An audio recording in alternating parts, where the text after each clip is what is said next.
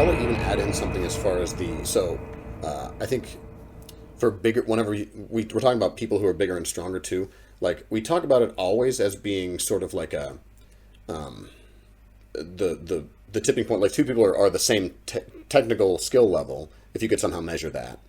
And so then we always say that the bigger Give or person sort of take. has, right.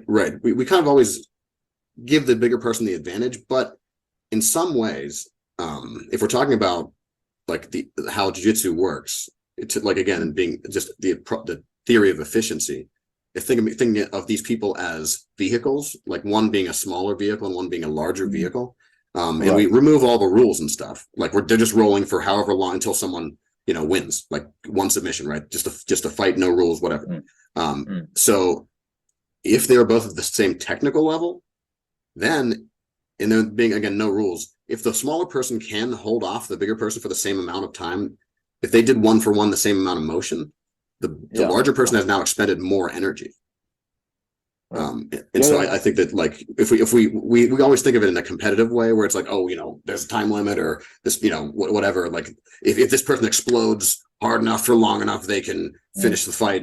But it's like that's not always realistic. And I think it's worth considering like the efficiency aspect of it being, Yeah. if your efficiency is off the charts and the other person is just as good as you, but they don't really have the efficiency part down because they are bigger or they're on some kind of supplements or something like that, then it's, I don't know, I think it's worth thinking about in that way too.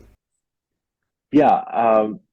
I discussed this a while back. Also, I think in judo, jujitsu, in the long run, it's not, let's say they both have technique, Yes. but one has cardio, one has a lot of strength. In the long run, for longevity and also winning, the cardio guy is better because, like, let's say one is smaller and very lean, like Mikey Musumeci, for example. Mhm. His body or his muscles, or they need far less oxygen than a guy like Gordon Ryan. Sure. Imagine Gordon Ryan playing guard for as long as Mikey does. I don't think Yeah. he's gonna last. That's why he takes top. He can lay all his weight down. Doesn't have to, get that crushing feeling of the same weight as him on top of him. Right. So, and that's why it's far easier than him for him in the long run to be on top. Absolutely.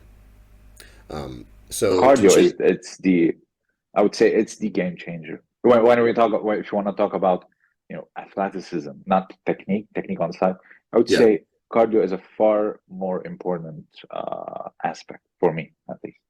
Yeah. You want to be Yeah. round after round after round in training and in Yeah. competition. You want to be the guy that lasts. Yeah. Yeah. Yeah.